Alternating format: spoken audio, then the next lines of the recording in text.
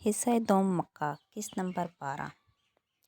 مجھے کچھ کہنا ہے خوف کے بارے میں۔ یہ ہے زندگی کا سب سے بڑا حریف۔ صرف خوف شکست دے سکتا ہے زندگی کو۔ یہ ہے شاطر غدار دشمن۔ کتنے اچھے سے میں اس سے واقف ہوں۔ اس میں نہیں ہے کوئی شائستگی، نہ اصولوں کا احترام، نہ اقتدار کی عزت۔ یہ رحم نہیں دکھاتا، سیدھا حملہ کرتا ہے تمہارے سب سے کمزور حصے پر، جس کو یہ بآسانی بھانپ لیتا ہے۔ یہ ہمیشہ شروعات کرتا ہے تمہارے ذہن سے۔ سوچے بہت جرأت کر کے، خود سے جنگ لڑ کے اسے عیاں کرنا ہوگا اپنے الفاظ کی روشنی سے، کیونکہ اگر تم ایسا نہ کر سکو اور اس کا سامنا نہ کرتے ہوئے اس سے دور بھاگتے رہو تو یہ لافانی اندھیرا بن جائے گا جس سے تم نظریں چراتے رہو گے۔ شاید تم اسے بھلا بھی دو اور یوں اس خوف کو خود پر حملہ کرنے کے مزید راستے تھما دو گے، کیونکہ تم نے دراصل کبھی مقابلہ ہی نہیں کیا تھا اپنے اس حریف کا جس نے تمہیں ہرا دیا تھا۔ بارش تڑا تڑ برس رہی تھی۔ بھیگی سڑک کے اس طرف ایک گیٹ تھا جس سے نکلتی روش ایک پتھروں کے گھر تک جاتی تھی جو کر 3 زینے اوپر تھی، اور ان زینوں پہ اس وقت ماہر فرید کھڑا تھا، انگلی گھٹنے پر گھنٹی پر جمی تھی۔ دفتر لکڑی کا دروازہ کھلا، سامنے ایک عورت دکھائی دی، گرے شال لپیٹے، مسحری چوٹی شانے پر آگے ڈالے۔ اس نے تعجب سے پہلے ماہر کو دیکھا، پھر اس کے پیچھے پھیلی رات کو۔ تم اس وقت؟ مجھے تم سے بات کرنی ہے ابھی۔ اس کے بال اور سوٹ دونوں گیلے تھے، جیسے وہ بنا چھتری کے کار سے دروازے تک آیا تھا۔ ٹائی نادار تھی اور چہرے پر اضطراب تھا۔ تمہیں معلوم ہے آج میری چھٹی ہوتی ہے؟ تم بغیر اپائنٹمنٹ کے؟ یاسمین کہتے کہتے رکی، پھر گہری سانس لی اور راستہ چھوڑ دیا۔ اندر اور تمہیں ٹھنڈ لگ جائے گی۔ یاسمین کا اونچی چھت والا آفس نیم اندھیر لیکن گرم تھا۔ اس نے داخل ہوتے ہی کارنر لیمپ جلایا تو ہلکی زرد روشنی سارے میں پھیل گئی۔ ماہر سیدھا اپنے کوچ کی طرف آیا۔ یاسمین نے صوفے کے ہاتھ سے کروشے کا بنا سفید تھرو اٹھایا اور اس کی طرف بڑھایا۔ ماہر نے بنا کسی تردد کے اسے تھام لیا لیکن خود پہ لپیٹا نہیں، بس اسے لیے کوچ پہ بیٹھ گیا، وہ جیسے کہیں اور تھا۔ کافی بناؤں؟ نہیں، بناتی ہوں۔ یاسمین ڈیسک تک آئی اور کافی مشین کا بٹن دبایا، کپ نیچے رکھا، پھر نیلی آنکھیں اٹھا کے اس کو دیکھا۔ وہ صوفے پہ بیٹھا، گھٹنوں پر تھرو پتہ کمبل رکھے سامنے دیکھ رہا تھا، گیلے بال ماتھے سے چپک رہے تھے۔ تم جانتے ہو آج کا دن میری فیملی کے نام ہوتا ہے، میرے شوہر اور میرے 3 بچوں کے نام، اور تم یوں بنا بتائے میرے پاس نہیں آ سکتے۔ آج خیر ہے، آئندہ کے لیے بتا رہی ہوں۔ بنا ناراضگی کے یاد دلائی تھی۔ مشین سے بھوری دال نکل کر کپ میں گر رہی تھی۔ مجھ سے یہ غلطی ہو گئی ہے۔ اس نے چہرہ پھیر کے یاسمین کو دیکھا تو آنکھوں میں ویرانی سی تھی، اور وہ جانتی تھی اس کی بات مکمل نہیں، اور میں نے کچھ دیکھا ہے جسے میں اندیکھا نہیں کر سکتا۔ وہ 2 گرم کپ لیے اس کی طرف آئی، ایک اس کی جانب بڑھایا جسے اس نے تھینک یو کہتے ہوئے تھام لیا، پھر اپنا کپ لیے وہ سامنے کرسی پہ بیٹھی اور ٹانگ پر ٹانگ جما لی۔ مالا کے بھائی کی شادی تھی نا کچھ دن پہلے، کیا وہ چلی گئی؟ یاسمین نے اسے بغور دیکھتی نرمی سے پوچھ لی تھی۔ مائی نے دھیرے سے اس بات میں سر ہلا دیا۔ وہ چلی گئی؟ اور کیا ہوا اس دوران؟ کہاں سے شروع کروں؟ اس نے بھوری آنکھیں اٹھا کے یاسیہ سے اسے دیکھا۔ جہاں سے شروع کرنا چاہو۔ کھڑکی پر بارش کے قطرے آنسو بن کر مسلسل گر رہے تھے، رات گہری ہو رہی تھی۔ جدہ صوبہ مکہ۔ رامین لفٹ سے نکلی اور سیدھی مطلوبہ اپارٹمنٹ کے دروازے تک آئی۔ عبایا سکارف لپیٹے، کونی پہ بیگ اٹھائے، اس نے پرجوش انداز میں بیل پر ہاتھ رکھا ہی تھا کہ دروازہ تیزی سے کھلا۔ اندر آؤ۔ مالا نے کونی سے اسے تھام کے اندر کھینچا اور تیزی سے دروازہ بند کیا۔ وہ قدرے حیران ہوتی اس کی طرف گھومے۔ السلام علیکم، کیا ہوا؟ مالا کو دیکھ کے وہ ٹھہر گئی۔ وہ ٹراؤزر پہ ٹی شرٹ پہنے، بالوں کا گول مول جوڑا بنائے، بنا میک اپ کے سامنے کھڑی تھی۔ رامین کی نظروں نے اپارٹمنٹ کے لانگ روم کا سفر کیا۔ وہاں ہر طرف پھیلاوا تھا۔ سینٹر ٹیبل کے اوپر لیپ ٹاپ، ساتھ بہت سے کاغذات، کونے میں سفری بیگ جس کی زپ کھلی تھی، جسے ابھی تک سامان واپس الماری میں ڈالنے کی بجائے اسی سے نکالا جاتا رہا تھا۔ کچن کاؤنٹر پہ ٹیک اوے کے باکسز۔ مالا آپ ٹھیک ہیں؟ رامین نے آہستہ سے بیگ صوفے پہ رکھا۔ بیگ کے لیے کوئی دوسری جگہ خالی نہیں بچی تھی، کاغذ ہر جگہ پر قبضہ جمائے ہوئے تھے۔ نہیں، میں ٹھیک نہیں ہوں۔ وہ کارپیٹ پہ بیٹھ گئی اور پھر آلتی پالتی کر لی، جوڑا ڈھیلا کر کے کمر پر جھولنے لگا۔ اس کی آنکھوں تلے سوزش تھی، کیا وہ روئی تھی یا سوئی نہیں تھی؟ موہت کی شادی کیسی رہی؟ آپ نے کوئی تصویر نہیں بھیجی؟ رامین نے تشویش سے کہتے ہوئے سکارف اتارا، پھر چونک کے اطراف میں دیکھا۔ زیاد بھائی کہاں ہیں؟ یہاں نہیں ہے۔ وہ صوفے پہ بیٹھی تھی اور مالا سامنے کارپیٹ پہ، اس سے نیچے سو گردن اٹھائے رامین کو دیکھ رہی تھی۔ آنکھوں میں ایک ساتھ بہت کچھ تھا، ہیجان، خوف۔ مجھ سے غلطی ہو گئی ہے رامین، اس سے تھوک نکلا، اور اسے لگا اس کا فکرہ بھی مکمل نہیں ہوا، اور میں نے کچھ دیکھا ہے جسے میں اندیکھا نہیں کر سکتی۔ رامین کی سمجھ میں نہیں آیا کہ وہ کیا کہے۔ مالا وہ اس کے ساتھ نیچے کارپیٹ پہ آ بیٹھے اور اس کے ہاتھ تھامے، اور گرمی کے باوجود ٹھنڈے ہو رہے تھے۔ وہ دونوں اب برابر تھیں، آمنے سامنے۔ شروع سے بتائیں کیا ہوا ہے۔ यास्मीन ने कॉफ़ी का कप एक तरफ रख दिया था और अब नोटपैड कटनों पर रखे बैठी थी। निगाहें बाहर जमी हुई थी, माहिर पे जमी हुई थी और नाखून आदतन नोटपैड के किनारे को मसल रहे थे। माहिर की नज़रें उसके नाखूनों पर जमी थी। कहाँ से शुरू करूँ, वो जैसे खुद से पूछ रहा था। उस रात से जब तुम और निगाह झुकाकर नोटपैड से नाम पढ़ा, ज़ियाद इस कॉटेज में मिले थे। माहिर फिर ने कप होंठों से लगाया, तल्ख घूंट अंदर उठेला, फिर कप नीचे करके दीवार गिरी खड़ी को देखा जिस पर बूंदे तड़ातड़ बरसी। उस रात क्या हुआ था माहिर? बारिश से भीगती इस्तांबुल की रात देखते देखते खुश होती गई। वक्त पीछे जाने लगा।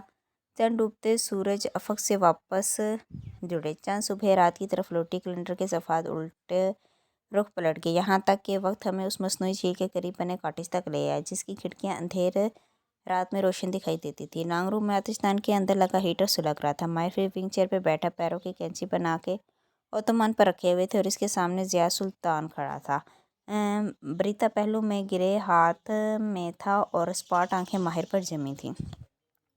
बैठ जो ज़िया सुल्तान, मुझे और तुम्हें कुछ बातें करनी है। हीटर के सुलगने की हर सरगोशी, जानवर के बोलने की आवाज़ें इन दोनों की एक दूसरे पर जमी आंखों की तपिश खामोशी में भी सुनाई दे रही थी। बैठ जो। माहिर ने जेब से हाथ निकाला तो उसमें एक लाइटर था। लीवर अंगूठे से दबाया, शोला चालू उठा और उसने बैठे बैठे बाजू लंबा किया और साइड टेबल पर रखी सेंटेड कैंडल के जार में लगे धागे को सुलगाया। शोला चालू उठा। लाइटर साइड पर रखते हुए रुख वापस याद की तरफ फेरा तो वो हनूज आंखें छोटी किए उसे देख रहा था। क्या तुम पहले चाय पीना चाहते हो? उसकी आवाज़ में तंज था। फिर नज़र ज़ियाद की मौजूद पिस्तौल पर गई। या शायद मुझे मारने का इरादा है? मैं तुम्हें क्यों मारूंगा, वो भी ऑन कैमरा? ज़ियाद ने चेहरा उठा के एक पेंटिंग की तरफ देखा, फिर वापस माहिर फरीद को जिसकी मुस्कुराहट धीमे पड़ गई थी। माहिर बे, उसने अफसोस से सराहा, तो मुझे अभी नहीं जानते। वो कदम कदम चलता इस पेंटिंग के करीब आया और गर्दन ऊंची करके उसे देखने लगा। इस कॉटेज में सिर्फ एक कैमरा है जो इस पेंटिंग में नस्ब है, इसके अलावा यहाँ कोई सिग्नल नहीं है। फिर पलट के हैरत से माहिर को देखा कि तुम्हें वाकई लगा था कि मैं यहाँ तुम्हारी खुद साख्ता नैनी के लिए आया हूँ? मैं यहाँ तुमसे मिलने आया हूँ। उसने पिस्तौल जेब में डाला और उसकी तरफ मुकम्मल घूम गया। इसका चेहरा किसी रोबोट की तरह सपाट था और माहिर के जिस्म के तमाम असाब तन चुके थे। तो मुझे शायद इस कैमरे के ज़रिए खौफज़दा करना चाहते थे। यकीनन इसी लाइव फुटेज तुम्हारे वकील या भाई को जा रही होगी और तुम्हें इसकी ज़रूरत नहीं है। लेकिन तुम्हें इसकी ज़रूरत नहीं है क्योंकि मैं तुम्हें मारने नहीं आया बल्कि सिर्फ बात करने है। वो जैकेट की जेब में हाथ डाले खड़ा बहुत इत्मीनान से कह रहा था। माहिर ने पैर ओतमन से हटा लिए और कमर सीधी करके बैठा। कुछ गैर आरामदाह सा एहसास हुआ था। ये इसकी तवक्को के बरक्स था। तुम्हारी तरह मुझे भी उम्मीद नहीं थी कि तुम्हें मुझसे मिलने की इतनी जल्दी होगी। मैं समझा था तुम पहले पुलिस को भेजोगे, लेकिन अच्छा हुआ कि तुम होता है। अब हम आराम से बात कर सकेंगे। वो फ्रिज की तरफ गया और झुक के दरवाज़ा खोला। माहिर खामोशी से उसे देखा गया। उसने झुक के सोडे के 2 कैन निकाले और वापस आए। उसे एक उसकी तरफ बढ़ाया। बहुत शुक्रिया, उसने तन से कहते हुए कैन थामा और साथ वाली मेज़ पर रख दिया। लेकिन हम बात तब करेंगे जब तुम्हारा कैमरा ऑफ होगा। उसने अपना कैन खोला और लबों से लगा लिया, फिर कोण पर के कैन नीचे किया। माहिर अभी तक आंखों की पतली स्कोड़े से देख रहा था। और हाँ, तुम अब तक की बनी फुटेज, एक नज़र रुख फेर के पेंटिंग को देखा, के ज़रिए मुझे ब्लैकमेल नहीं कर सकती क्योंकि अगर तुमने ऐसा किया तो हलाल के लिए बहुत मुश्किल हो जाएगी। माही फिर तेज़ी से खड़ा हुआ। उसके चेहरे की रंगत बदली, माथे की नसें उभर आई। खुद उसका नाम लेना आम बात थी, लेकिन दूसरे के मुंह से सुनना आम बात नहीं थी। हलाल के बारे में उसने पहलू में गिरे हाथ की मुट्ठी भींच ली। बहुत से अल्फाज ज़बान तक रोक लिए। ठीक है, तुम कैमरे से डरते हो, लेकिन मैं तुमसे नहीं डरता। स्पात अंदाज में दरवाजे की तरफ इशारा किया। बाहर चलो, खुल के बात करते हैं। ज़ियाद ने एक और खून भरा और कंधे झुका के आगे बढ़ गया। उसके अंदाज में एक नडरपन था जिससे वो पहली दफ़ा रोशनास हो रहा था। तुमने कॉटेज 2 माह पहले ख़रीदा था। ये वो कॉटेज नहीं है जिसमें तुम हलाल के साथ आए थे। वो कॉटेज स्कॉटलैंड में था, लेकिन तुमने इससे मिलता जुलता कॉटेज यहाँ तरतीब दिया। वो दोनों अंधेरे में झील की तरफ चलते जा रहे थे और ज़िया सुल्तान महफूज अंदाज में कह रहा था, जिन्नात धोखा खा सकते हैं माहिर भाई, लेकिन मैं नहीं। मैं जानता था हलाल की कोई नैनी नहीं है, और ये भी कि तुम हम में से किसी एक फ़र्द से मिलना चाहते हो, इसीलिए मैं आया हूँ। क्योंकि वो झील के किनारे रुका और माहिर की तरफ मुड़ा। उसके चेहरे पर मुस्कुराहट थी। क्योंकि तुम्हें और मुझे बहुत सी बातें करनी है माहिर फरीद। उसकी ये मुस्कुराहट माहिर फरीद ने पहले कभी नहीं देखी थी, ना असल में ना तस्वीर में। मैं दुरुस्त था, तुम मुझे बहुत अच्छे से जानते हो। ऑफ कोर्स मैं तुम्हें जानता हूँ। वो दोनों झील किनारे आमने सामने खड़े थे। तुमसे मेरा पहला तारुफ सबरीना की वजह से हुआ था। 4 साल कबल। माहिर फरीद के कशमाला मुबीन के ड्राइवर बनने से 3 बरस कबल। कासिम फरीद के ऑफिस में नीम तारीकी थी। माहिर फरीद के आलम में दाएं बाएं इसतराब के आलम में दाएं बाएं टहरा था। बार बार दरवाजे को देखता, फिर घड़ी को दफ्तर दरवाज़ा खटका। वो चौंक के पलटा, चेहरे पर खौफ उभरा। फिर चौखट में मौजूद सबरीना को देख उसके तने सांप ढीले हुए। एक मिनट, यास्मीन ने हाथ रोक उठा के रोका। हम 4 साल पहले पीछे क्यों जा रहे हैं? खिड़कियों पर बारिश आंसू की जरूरत धनुष गिरी थी। माहिर सर जो कहीं ठंडी होती काफ़ी का कप पकड़े बैठा था, सवाल पे चेहरा उठा के उसे देखा। उसने सबरीना का जिक्र किया, इससे मुझे उसका ख्याल आया। पता नहीं वो उलझा हुआ लग रहा था। तमाम तमाम। यास्मीन की आवाज़ नर्म होगी। तुम जिस तरतीब से बताना चाहो मैं सुन रही हूँ। चौखट में मौजूद सबरीना को देख उसके तने सब ढीले हो गए। उसके सर के हम से इशारा किया। वो कदम कदम चलती सामने आ खड़ी। सियाह बालों की ऊंची पोनी टेल बनाए बड़ी बड़ी आंखों वाली सबरीना के चेहरे पर संजीदी थी। दोनों काम हो गए हैं सर। सियाह घोड़े को मैंने खुद पानी में फेंक दिया है। और पानी में क्यों? उसकी रंगत अभी तक फकती। शैतान आग से बना है और शैतानी चीज़ों में आग की गरमाइश होती है। इनको ठंडा करना ज़रूरी होता है। और दूसरी चीज़, हलाल अब आपके ऑफिस में नहीं आएगी। मैंने उसे घर ड्रॉप कर दिया है। माई ने इस बात में सर हिलाया। मैं नहीं चाहता उसे मेरी वजह से कुछ हो। सबरीना ने सोचती नज़रों से बुक शेल्फ की तरफ देखा। वो खाना खाली था। ये घोड़ा किसने दिया था आपको? शम्स ने। उसने आंखें बंद करके कनपट्टी को सिलाया। सर दर्द से फटा जा रहा था। हमें शम्स से एहतियात करना होगी। एक घोड़ा मेरा क्या बिगाड़ सकता है सबरीना? वो तेज़ी से मेज़ के पीछे आया और अपनी चीज़ों में न जाने क्या तलाश करने लगा। शम्स भी मेरा कुछ नहीं बिगाड़ सकता। मैं माहिर फरीद हूँ। लेजा बज़ाहिर मजबूत बना के कहना चाहा। माहिर? वो नरमी से कहती 2 कदम मजीद आगे आई, यहाँ तक कि मेज़ के किनारे को उसकी उंगलियां टकराने लगी। इस दुनिया में बहुत सी मखलूक़ात एक साथ रह रही हैं जैसे चूंटियाँ। वो इस दुनिया के तमाम इंसानों से ज़्यादा हैं, लेकिन मैं और आप इनकी परवाह नहीं करते। तब तक रोक के वक्फा दिया और बेख्तियार उसे देखने लगा, जब तक कोई चूंटी आपके पैर पे काट ना ले। उसे देखते हुए माही ने बहुत सा थूक निकला। वो जानता था वो क्या कहने जा रही है। हम दूसरी मखलूक की मौजूदगी पर उस वक्त चौंकते हैं जब वो हमारी ज़िंदगी के दायरे में दाखिल हो जाए। ऐसे ही एक मखलूक है जो हमें दिखाई नहीं देती। इनको जिन्नात कहते हैं। बहुत सा खौफ रिंग के जैसे ऑफिस में दाखिल और माहिर फरीद के कंधों पर बोझ की तरह वार्त होने लगा। जिन्नात वगैरह कुछ नहीं होते, सब ज़हनी बीमारियाँ होती है।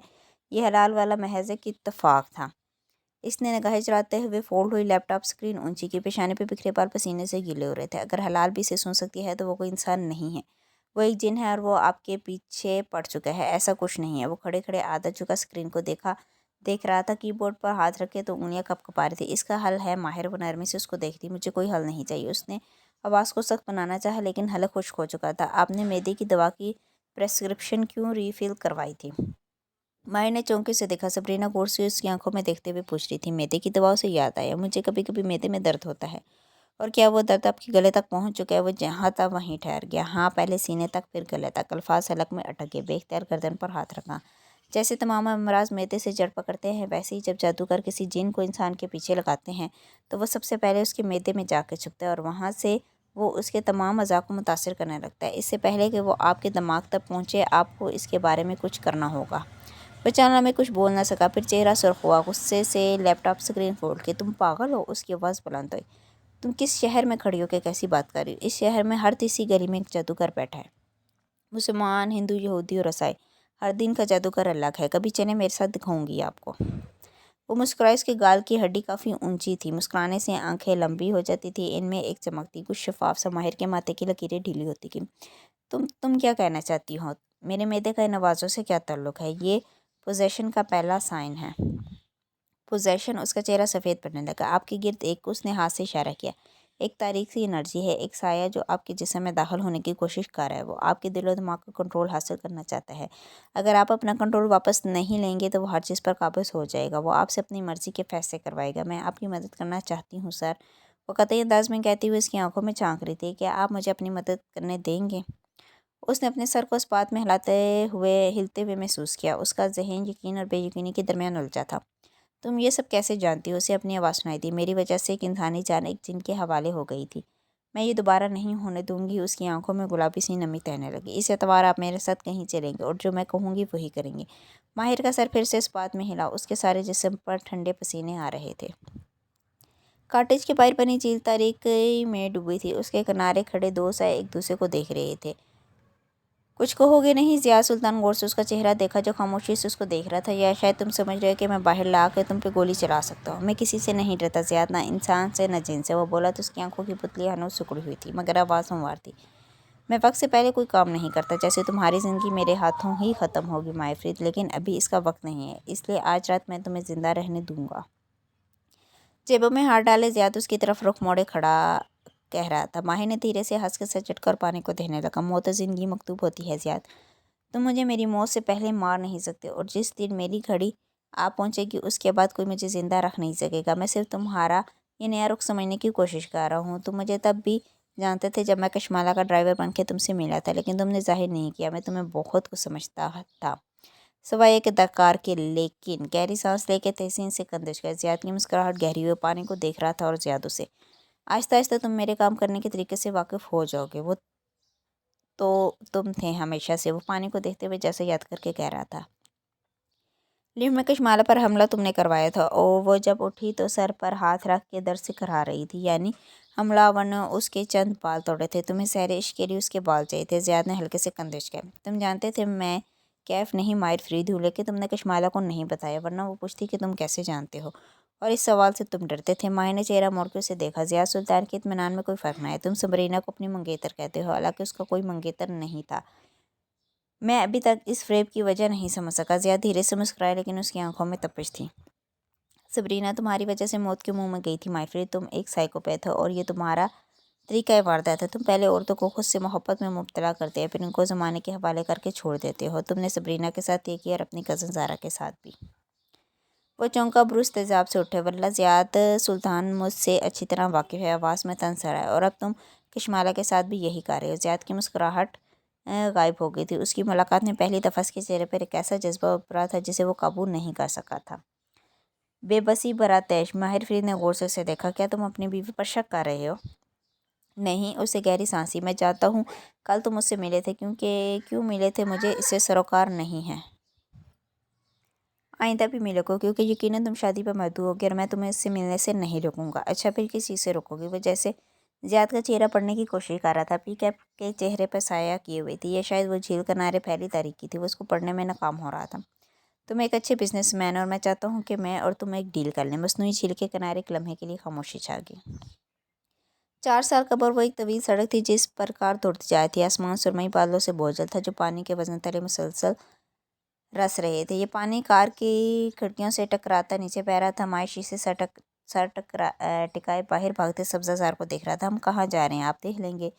ड्राइविंग सीट पर बैठी सबरीना ने चेहरा मोड़ के उसे देखा और फिर वापस सामने देखने लगी। ऊंची पौनी बार बार झूलती थी और वो इसी तरह बाहर देखेगी। आंखों तले हल्के और कमज़ोर वीरान चेहरा उसे महीनों का बीमार ज़ाहिर करता था। एक छोटे से टाउन में एक जगह सबरीना ने कार रोकी। पत्थरों से बनी सड़क के दोनों तरफ मखरूती छतों वाले घर थे जो कई मंजिला ऊंचे थे। वो दोनों साथ साथ एक घर में दाखिल हुए। अंदर अंधेरा सा था। आज बादलों ने सूरज को खुल के चमकने का मौका नहीं दिया था। एक संगी जीना गोल गोल ऊपर जाता था। वो आगे थी और वो किसी मामूल की तरह पीछे जीने चढ़ रहा था। वो ऐसे चल रही थी जैसे दरो दीवार से मानूस है। अलबत्ता हर उठते कदम के साथ माहिर का दिल तंग हो रहा था, जैसे सुबह का नाश्ता हजम हुए बगैर ऊपर गले तक आ रहा हो, जैसे वो अपकाई को दबा रहा हो। आगे एक राहदारी थी जिसमें लम चले थे। सबरीना एक दरवाजे के बाहर जा खड़ी हुई, जूतों के रैक में जाके जूते उतार के रखे। वो खामोशी से उसके पीछे जूते उतारने लगा। उसने स्याह पैंट पर स्याह रंग की हाई नेक स्वेटर पहन रखा था। आज उसे सर्दी नहीं लग रही थी। सबरीना अलबत्ता कोट और मफलर ओढ़े हुए थी। सर पर स्कार्फ था जिसके नीचे पौनी फंसी गई थी। वो इसके पीछे चिचकता हुआ अंदर दाखिल हुआ। अंदर एक तवील सा हाल था जिसकी ऊंची खिड़कियों पर पानी की बूंदें जमी थी। हाल में बहुत सी कुर्सियां लगी थी और कई लोग वहां बैठे थे। एक तरफ औरतें, दूसरी जाने मर्द। हाल के सिरे पर एक मरकजी कुर्सी पर एक पारिश आदमी बैठा था। वो सर झुकाए तिलावत कर रहा था। खामोशी में उसकी मदम सी आवाज़ सुनाई देती थी। सबरीना, उसने बेचैनी से सरगोशी की, मुझे किसी दीनी स्कॉलर का लेक्चर नहीं सुनना। उसने चुप करवाया और मत्ताशी नज़रों से इतराह में देखने लगी। वो किसी को ढूंढ रही थी। एकदम उसकी आंखें चमकी। वो आखिरी कतार तक आई। वो किसी मकनातीस की तरह इसके पीछे चलता आ रहा था। वहाँ एक कम उम्र लड़का बैठा था, 12-14 बरस का। उसने नज़र का चश्मा लगा रहा था, गोल हैरी पॉटर फ्रेम, लेकिन फ्रेम का रंग सफ़ेद था। सबरीना ने उसके कंधे पर हाथ रखा। उसने चेहरा उठाया, फिर वापस नीचे देखने लगा। वो इसके साथ बैठ गई। माहिर अभी तक खड़ा था। कुछ अजीब सा था इस जगह के बारे में। अब काई फिर से ऊपर आने लगी। बैठ जाएं सर, उसने इशारा किया, लेकिन वो इनके साथ नहीं बैठा। वो अगली कतार में बैठ गए। कतारें नीम दायरे के रुख पर थी। उसे यहाँ से सबरीना उस लड़के का चेहरा दिखाई दे रहा था। वहाँ मौजूद सब अफराद खामोशी से इस आदमी को देख रहे थे। वो इसके हुलिये से बता सकता था कि वो कोई दीनी स्कॉलर है। क्या वो लेक्चर देने लगा है? वो लेक्चर नहीं सुनना चाहता था। कुछ था इस जगह के बारे में जो दिल को तंग कर था, खूब सा आता था। उसने सर उठा के देखा। फानूस चल रहे थे। खुशबू प्यारी थी, साफ सुथरा सा हाल। फिर भी कुछ अजीब था वहाँ। बारिश की आवाज़ आहिस्ता आहिस्ता बुलंद होने लगी। दफ्तरों से दाएं जाने हरकत का एहसास हुआ। उसने एक नशे छोड़ के एक बूढ़ा आदमी बैठा था। वो गर्दन को दाएं तरफ घुमा रहा था। पहले दायां कान कंधे के करीब कान ले गया, फिर बाएं कान दूसरे कंधे के करीब। माहिर ने अजनबी से उसे देखा। एकदम वो चौंका। हॉल में मौजूद बहुत से सर हिलने लगे थे। कोई कंधों के करीब गाल नहीं जा रहा था, कोई दर्द से कह रहा था। शाने पर हाथ रखा था, किसी ने सर पकड़ लिया था। परेश आदमी की तरावत ऊंची होने लगी, वैसी सिसकियां बुलंद हुई, आहें दबी दबी चीखे। बस करो। एक औरत चेहरा उठा के पंजाबी में गुराई। उसकी आंखें सुर्ख हो रही थी। मैं नहीं जाऊंगा। माहिर एकदम करंट खा के मुड़ा। आंखें खौफ से फेंकी। कारी की आवाज़ बुलंद हो रही थी। वो सुकून से रकैया की तलावत कर रहा था। हाल में अब शोर बुलंद हो रहा था। वहाँ बैठे तमाम इंसान एक से नहीं थे। कुछ थे जो तकलीफ से जिस्म के किसी अज़ू को पकड़े हुए थे, कुछ अजीब कुराहट के साथ दबा दबा से चला रहे थे, और कुछ वो थे जो बिल्कुल ठीक थे। वो इन लोगों के साथ आए हुए थे जो अपने प्यारों के चेहरे फिक्रमंदी और बेबसी से देखते। सबरीना भी इस लड़के का चेहरा देख रही थी। उसने अपना कोई अज़ू दूसरों की मानद पकड़ नहीं रखा था। माहिर की निगाह इस पर टिकी। वह लड़का गर्दन सीधी रखे आंखें मीचे बस रो रहा था। रोने से चेहरा गुलाबी हो रहा था। आंसू ज़ारों कतार ऐनक के नीचे से बह रहे थे। वो बिना पलके झपके इस लड़के को देख रहा था। वो तकलीफ में था, लेकिन वो चीख नहीं रहा था, ना कुछ कह रहा था। वो सिर्फ बिना आवाज़ के रो रहा था। और सबरीना आंखों में नमी लिए उसे यासियत से देख रही थी। इसके मैदे का दर्द फिर से उठ रहा था। उसे लगा उसे पाए आ जाएगी। वो एकदम दरवाजे की तरफ आगा। माहिर रुको। सबरीना देखते और उसके पीछे लपकी। इन्हें किसी ने नहीं रोका। वहाँ सब के अपने गम थे। माहिर माहिर वो उसे पुकार रही थी, लेकिन वो नहीं रुका। तेज़ी से सीढ़ियाँ उतर रहा था। चेहरा खौफ से सफ़ेद पड़ा था। प्लीज़ मेरी बात सुने। वो दरवाजे से निकल रहा था जब सबरीना से कोहनी से थाम के रुकना चाहा। वो करंट खा के पलटा। गुस्से से बाजू छुड़ाया। तुम पागल हो सबरीना? वो चिल्लाया। तुम मुझे कैसी जगह ले आई हो? ये सब फ्रॉड है। वो आदमी स्कैमर है। और ये सब लोग, उसने लंबा बाजू करके ऊपर सीढ़ियों की तरफ इशारा किया, ये सब ज़हनी तौर पे बीमार लोग हैं या फिर अताका। ये ड्रामा कर रहे हैं। वो बच्चा भी जो रो रहा था, वो मेरा भाई है। माहिर उसकी आंखों से आंसू गिरने लगे। वो पोजेस्ड है, इसका इलाज। लेकिन उसने नहीं सुना। उसने कार की चाबी छीनते हुए उसे खींचे, दरवाज़ा खोल के बाहर निकल गया। बारिश अब तेज़ हो चुकी थी। ड्राइविंग डोर तक जाते हुए वो भीग चुका था। वो वहीं चौखट में खड़ी दुखी दिल से उसे देखेगी। वो बड़बड़ाते हुए दरवाज़ा खो रहा था। उसका चेहरा अभी तक सफ़ेद था। इस छोटे शहर की फ़िज़ा में खौफ और वहशत ने बादलों की तरह अंधेरा कर दिया था। बादल सामने से हटे और चांद को रास्ता दिखाई दिया था। झील का पानी चमकने लगा। वो दोनों होले हलवों सामने सामने खड़े थे। एक तरफ झील और दूसरी तरफ कॉटेज था। तुम मेरे साथ डील करना चाहती हो या तुम्हारा? माहिर ने दोनों हाथों से कोट अनकोट का निशान बनाया। सरकार को हमारी मुलाकात के बारे में इल्म नहीं है। ज़िया सुल्तान मुस्कुराए। माहिर के लबों से एक गहरी सांस खारिज। किसी दूसरे के मुंह से सरकार का नाम सुनकर एक बहुत बड़ा बोझ कंधों से उतर गया था। सरकार उसके जहन की इख्तिरार नहीं था। सरकार वाकई वजूद रखता था। यानी तुम अपने सरकार को भी धोखा दे रहे हो। बहुत देर बाद मुस्कुराए। तुम्हें इसने हलाल की नैनी को तलाश करने भेजा था, लेकिन तुम यहाँ अपने मकसद के तहत आए हो। कहा ना, आहिस्ता आहिस्ता तुम मेरे काम करने के तरीके से वाकिफ़ हो जाओगे। ज़िया तारीकी में था और वो 2 कदम आगे आया तो चेहरा रोशनी में आया। मध्यम रोश चांदनी में उसकी आंखों में आई चमक देख सकता था। वो पूरी तैयारी से आया था। मैं सुन रहा हूँ। माहिर उसके चेहरे से नजरें नहीं हटा रहा था। मैं अपनी बीवी पर शक नहीं करता। गलत। तुम्हारा शक तुम्हें यहाँ तक लाया। लेकिन को हाथ घुमा के बात जारी रखने का इशारा किया। मैं अपनी बीवी पे शक नहीं करता, उसने जोर देकर दोहराया। लेकिन मैं तुम पे भी एतबार नहीं करता। तुम्हें जब मौका मिलेगा तुम मेरी और उसकी शादी तोड़ने की कोशिश करोगे। यानी मैं उसको तुम्हारी इसलिए बता सकता हूँ। तुम्हें ये खौफ है कि बस पर यकीन कर लगी। ज़िया सुल्तान एक लम्हे के लिए कुछ बोल न सका, सिर्फ लब बेचती। तुम मुझसे क्या चाहती हो? सरकार जो बात नहीं समझ सका वो मैं समझ गया हूँ। हम तुमसे पीछा नहीं छुड़ा सकते, इसलिए हम दोनों एक डील कर लेते हैं जिसके बाद हमारे रास्ते अलग होंगे। उसने वक्फा दिया। तुम्हें हलाल या कशमाला में से किसी एक को चुनना होगा। ज़्यादा उसकी आंखों में देखते हुए कह रहा था। वो दोनों झील किनारे आमने सामने खड़े थे, जैसे चांदी का लपाता उड़े 2 साए हों। हलाल कहाँ है मैं जानता हूँ। उसे सरकार की कैसे कैसे निकालना है ये मेरे अलावा कोई नहीं जानता। सिर्फ मैं हूँ जो तुम्हें तुम्हारी बहन से वापस मिला सकता है। माहिर के जिस्म की तमाम असाब कान बन के सांस तक रुक गया। माहिर के जिस्म के तमाम असाब कान बन के सांस तक रुक गया। अगर तुम कुशमाला को चुनते हो तो तुम कॉटेज में बनी हमारी वीडियो भी उसको दिखा सकते हो और मेरे बारे में अपनी थ्योरीज भी उसके साथ शेयर कर सकते हो। जैसे चाहो मेरी और उसकी शादी ख़राब कर सकते हो। बिना पलके झपके ज़ियाद को देख रहा था। लेकिन अगर तुम हलाल को चुनते हो तो तुम्हें मेरी बीवी से दूर रहना होगा, और बदले में मैं तुम्हें तुम्हारी बहन को तुम्हारे पास वापस ले आऊँगा। खुद सरकार भी मुझे नहीं रोक सकेगा। मैं कैसे मान लूँ कि तुम सच कह रहे हो? कि तुम्हारे पास कोई दूसरा ऑप्शन है? ज़िया सुल्तान मुस्कुराया। माहिर अब नहीं मुस्कुरा था। उसके चेहरे की रंगत बदल चुकी थी। वो जहाँ है उसे वहाँ से मेरे अलावा कोई नहीं निकाल सकता। माहिर पे वो तोड़ तोड़ के अल्फाज अदा करता। मैं हलाल को तुम्हें वापस ला दूँगा। तुम अपनी ज़िंदगी में खुश, और हम अपनी ज़िंदगी में। बताओ, क्या तुम्हें मेरी डील मंजूर है?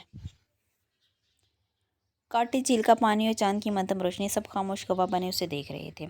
ज़ियाद को तुम्हारे साथ मुआहदा करने के लिए किस चीज़ ने मजबूर किया? उसके शक ने या खौफ ने? यास्मीन कलम लबों में दबाए सोचते हुए पूछी। माही ने चेहरा उठाया, फिर ठंडा कप एक तरफ रखा। ऑफिस में हीटर की गर्माइश फैली थी, फिर भी उसके हाथ ठंडे हो रहे थे। उसने पुतलियाँ घुंडों पर रखे थ्रो के अंदर कर ली, एकदम जैसे टकोर सी मिली। शायद दोनों ने, मगर वो मेरी तवक्को से ज़्यादा मुझे जानता था। उसने जैसे झुरझुरी लेकर इतराफ़ किया। जब तुम क्वार्टर से वापस आई तो क्या हुआ? मैं घर पहुंचा ही था कि मुझे मबीना का मैसेज मसूल हुआ। वो अपने भाई की शादी के लिए इस्तांबुल आ रही थी और मुझसे मिलना चाहती थी। हमारी मुलाकात बहुत अरसे से तय थी, लेकिन हो नहीं पा रही थी। यास्मीन की आंखों में शनबा उभरा। उसने रुक के अपने नोट्स देखे। मुझे फिर से याद कराओ कि तुम माला की बहन को कैसे जानते थे? 4 साल कबल।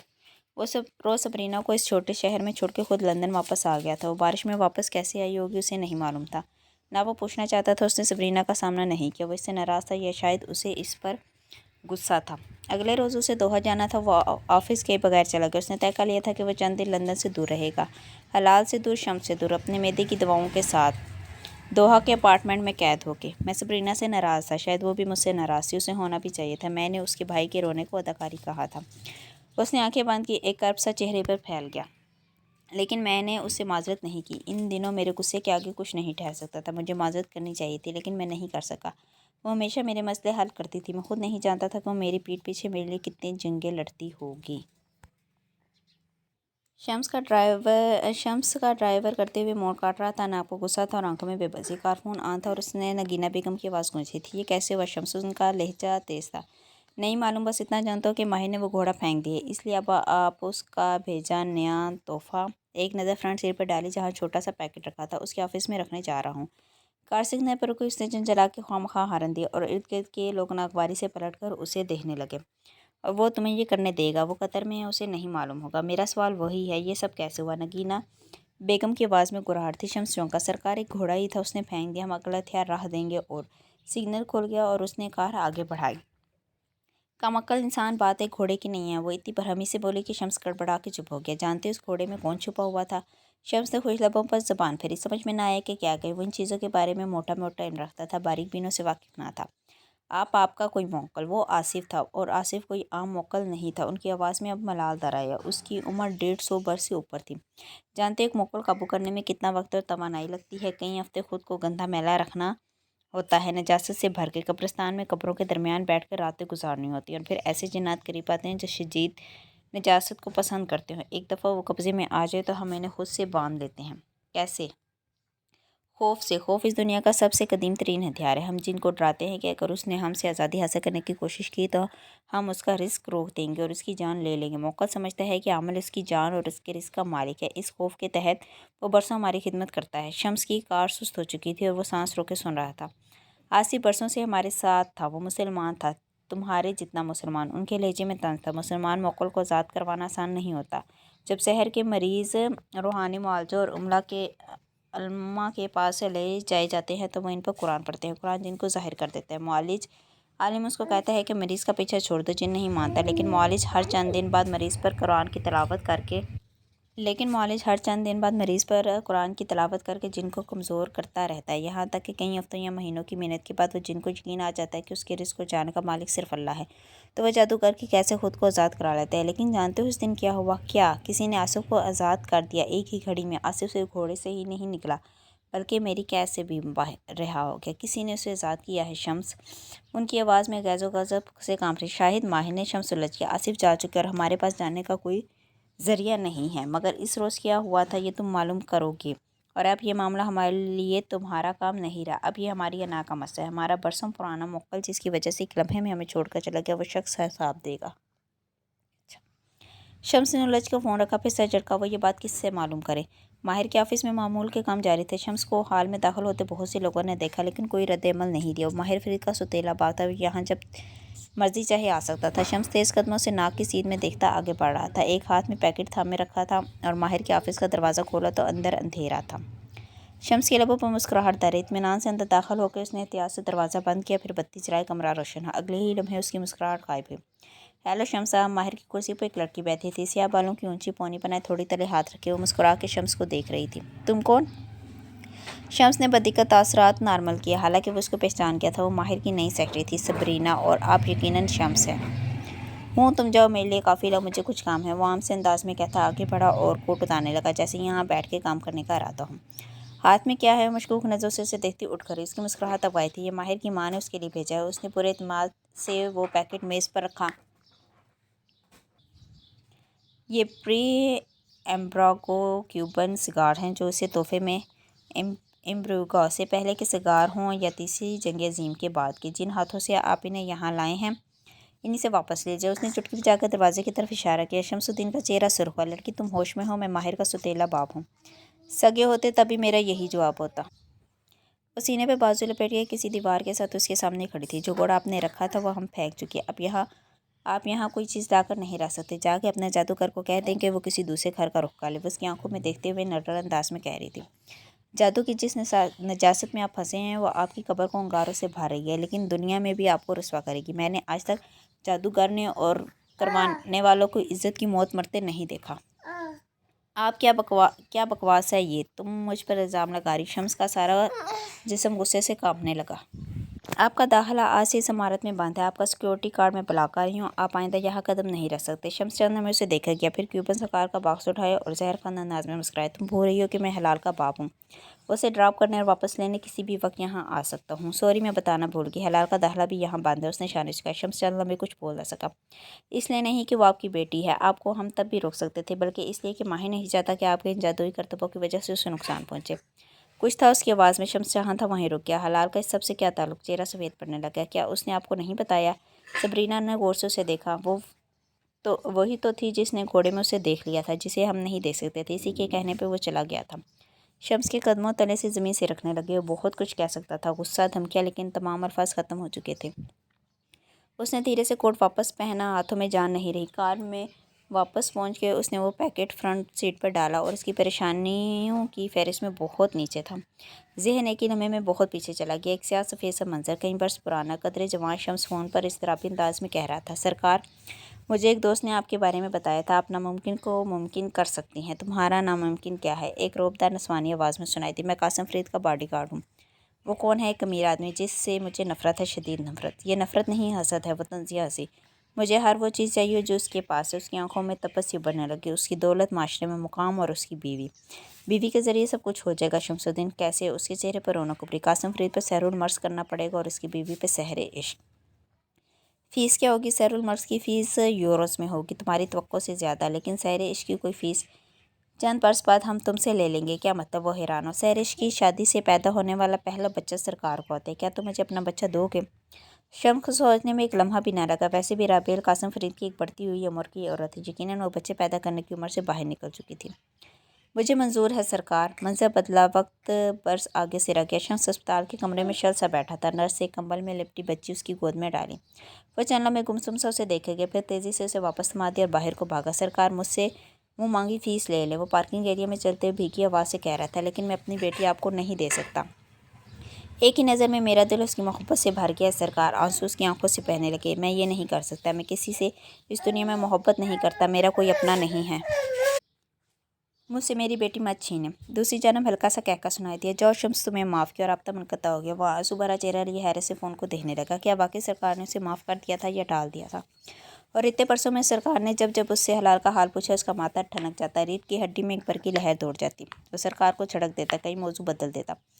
اس نے حلال کو اسکول میں داخل کروانے کے بجائے ہوم اسکولنگ شروع کروائی۔ اس نے اس کے ہاتھ میں کبھی موبائل اور آئی پیڈز نہیں دیے۔ وہ اسے ساری دنیا سے چھپا کے رکھنا چاہتا تھا۔ اور اب ماہر کی سیکرٹری کہہ رہی تھی کہ حلال نے وہ دیکھے جو وہ نہیں دیکھ سکتے۔ سرکار، بالآخر اس نے کار فون پر چند بٹن دبائے۔ رابطہ ملتے ہی نگینہ بیگم کا منتظر ہیلو سنائی دیا۔ میں نے معلوم کر لیا کہ آصف کو کس نے رہا کروایا ہے۔ کس نے؟ نگینہ بیگم جاننے کے لیے بےتاب تھی۔ سبرینا۔